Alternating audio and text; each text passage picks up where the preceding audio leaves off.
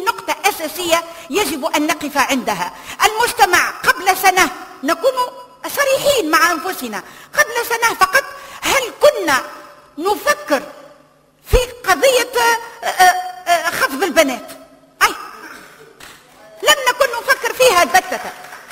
الآن صارت جدلا، وصارت مظاهرات ومواقف احتجاجية وطاقات مهدورة للمجتمع المدني. عوض أن نهتم بمشاكلنا الأصلية صرنا نهتم بهذه القضية.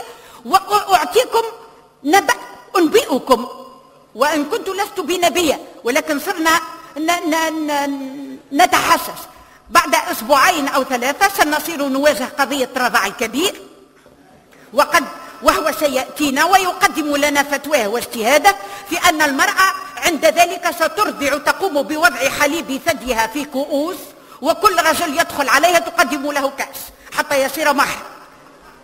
يجب أن نكون صرحاء، والفتاوى كثيرة، نحن نواجه سيلا من الفتاوى. لذلك قلت منذ حين في اختصار مجمل يجب أن تكون لنا الجرأة في أن نعيد النظر في هذه الفتاوى القائمة على الرؤية التقليدية الفقهية، وأن نتفق بقطع النظر عن الانتماءات السياسية. وشكرا.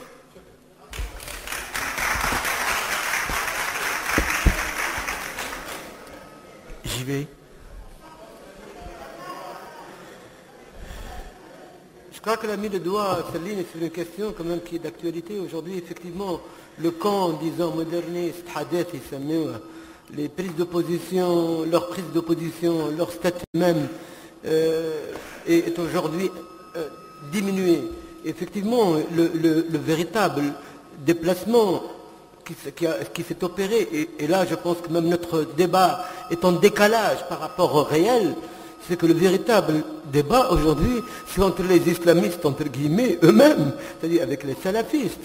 Si on n'introduit pas cette dimension qu'il y a un troisième islamisme duquel, je pense, nous n'avons pas beaucoup parlé, qui n'est pas justement celui-là même que nous affrontons au pouvoir, mais qui est ailleurs, je pense que le débat va prendre sinon une autre tournure, au moins va avoir une autre dimension. 2 minutes pour vous, et puis après on passe à la salle. Moi, je crois que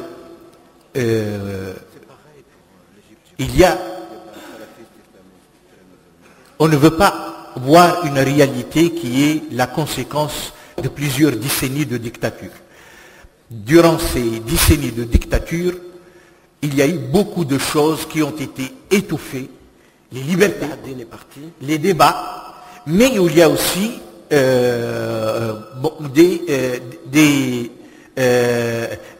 des conservatismes avec lesquels on a voulu rompre de façon autoritaire.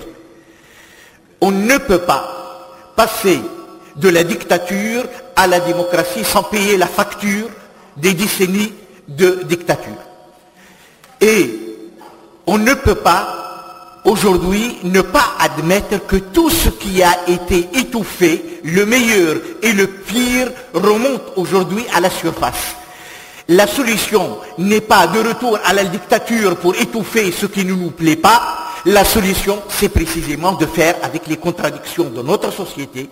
Cette réalité est pleine de contradictions. Et il y a les salafistes qui prônent l'excision des femmes, qui prônent ces phénomènes qu'on croyait avoir dépassés. Ça fait partie de notre réalité. Et ce n'est pas seulement quelque chose qui est importé. Parce que Wesh Dirnim avait en face de lui des centaines de personnes dans les mosquées et ce sont des Tunisiens comme nous.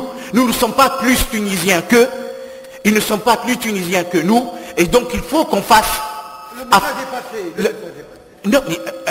donc c'est très important donc, de dire que c'est ça notre réalité, et la solution n'est pas le retour au refoulement et à la répression, mais au débat et à la confrontation des idées.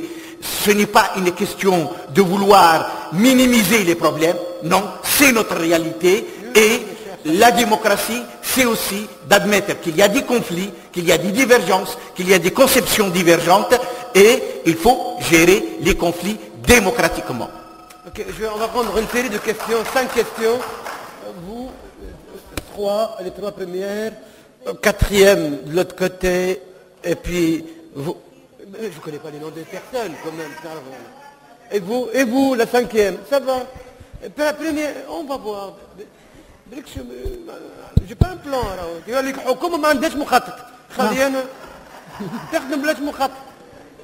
تعبني أنا عندي مخطط. تفضل. Merci.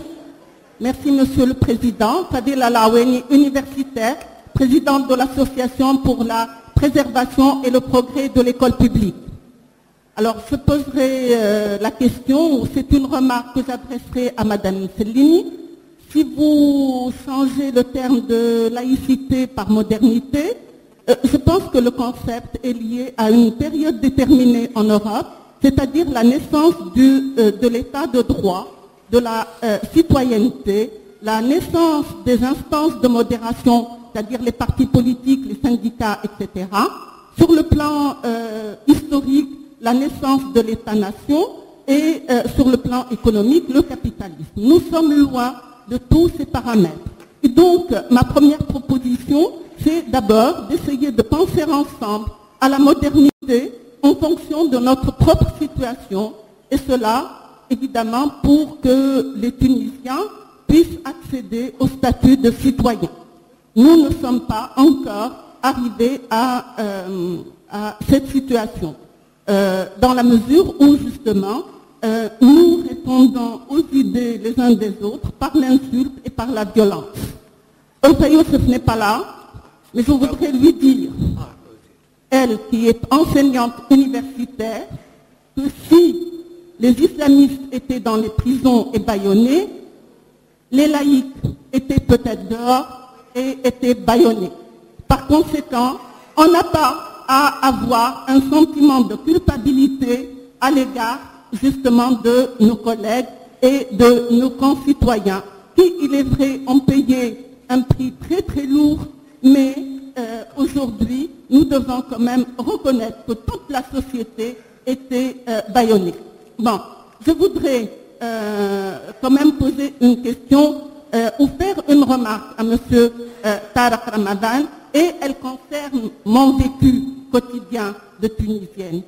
C'est-à-dire que parler de conciliation, de dialogue, c'est bien beau, mais dans le vécu de tous les jours, nous avons une élite qui fait semblant de dialoguer, mais qui envoie justement ses troupes dans les foyers, qui envoie dans la rue, et c'est l'explosion de violence.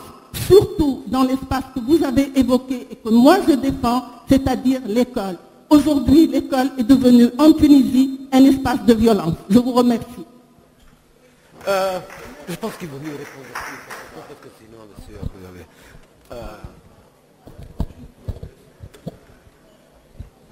C'est Nora Bolsali. Alors, questionnaire. Hein.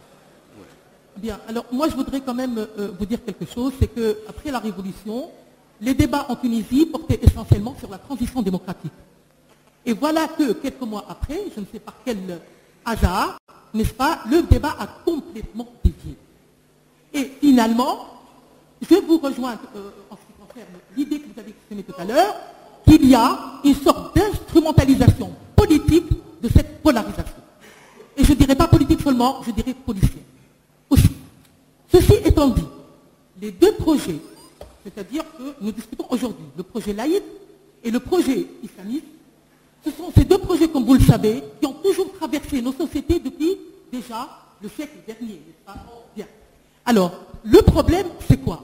C'est que j'aurais bien aimé aujourd'hui que dans le débat, on décortique ces deux projets. Est-ce qu'ils sont antonymes à ce point? Est-ce qu'ils sont conciliables? Alors, nous, effectivement, moi, je me considère comme une musulmane laïque. Musulmane, ça veut dire de culture. Laïque, ça veut dire je souhaiterais qu'il n'y ait pas interférence, qu'il n'y ait pas confusion entre la politique et la religion. Pourquoi? Parce que je demeure convaincu que l'islam, comme vous le savez tous évidemment, se prête à plusieurs interprétations. Et il n'y a pas aujourd'hui de raison pour qu'un islam politique nous impose la sienne, qui ne va pas toujours dans le sens de l'ouverture. Alors, moi, ce que je voudrais vous dire, c'est que, personnellement, étant laïque, et je souhaiterais que mes concitoyens et mes citoyennes connaissent un petit peu aussi leur histoire. Moi, la laïcité pour moi, ça n'est pas un concept qui est importé. Moi, je m'inscris dans un courant qui a existé depuis le début du XXe siècle, n'est-ce pas, dans nos pays et surtout en Orient. On a eu, n'est-ce pas, le débat sur la laïcité, on a eu, n'est-ce pas, des écrits de Anton Farah, on a eu Tahsib, on a eu Lutfi Saïd, on a eu Ali Abdelrazak, n'est-ce pas, qui a montré effectivement que la laïcité n'était pas incompatible avec l'islam. Oui. On a eu Tal Haddad, on a eu effectivement jusqu'à ce jour, n'est-ce pas, le Marocain, n'est-ce pas, Fidel Ansari. On a eu, n'est-ce pas, pour El Zakaria, qui a défendu aussi la laïcité, etc. Donc il y a quand même un courant qui existe effectivement dans le monde musulman et qui montre comment la laïcité n'est pas hostile à l'islam et l'islam n'est pas incompatible avec la laïcité. Donc, et je finis, non, je finis, s'il te plaît. Et donc je pense qu'il faut creuser dans ce sens-là. Voilà. Alors la deuxième remarque que je voudrais faire, tout à l'heure vous avez parlé de l'évolution du discours islamiste. Et vous avez dit, effectivement, voilà, maintenant, il parle d'état civil, il parle de démocratie, etc. Voilà, d'accord. Bah, oui, bon, alors, d'état civil. Alors, moi, je voudrais vous apporter peut-être des précisions. Au Maroc, le projet de la Constitution qui a été voté par le peuple marocain, la dernière mouture qui a été soumise,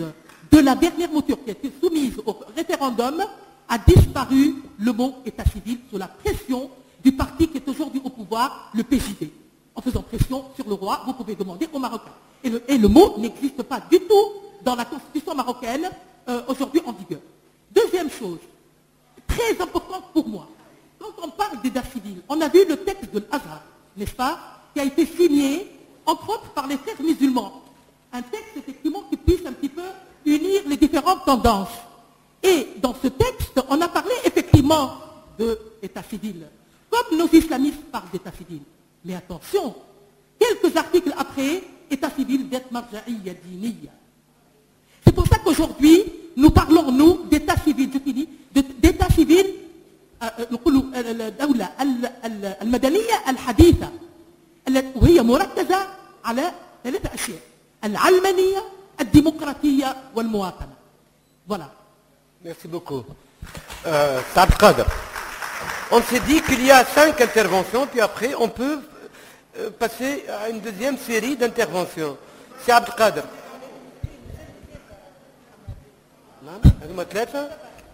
Lui et vous. Je vais reprendre une remarque de Tariq Ramadan.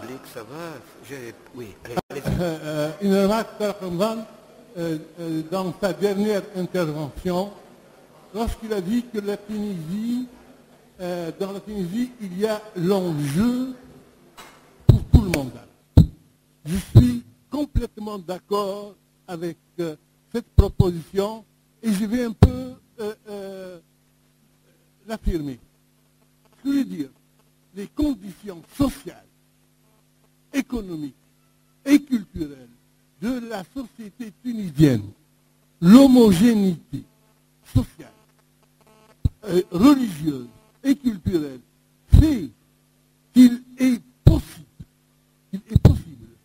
que dans la société tunisienne, la classe politique, dans sa diversité, invente un contrat, un pacte, qui fait qu'on peut concevoir un État autonome du politique dans une société composée majoritairement de musulmans. Je crois que la société tunisienne est prédisposée à faire cette expérience. Mais pour nous, en tant qu'intellectuels, il faut qu'on sorte du fantasme de l'islam. Le problème qui est posé actuellement n'a aucune singularité musulmane. Les États-nations, chaque État-nation, au moment de sa fondation, a rencontré ce problème. Le problème de l'opposition, de la tension entre la citoyenneté en tant que projet libre et individualité et libre et la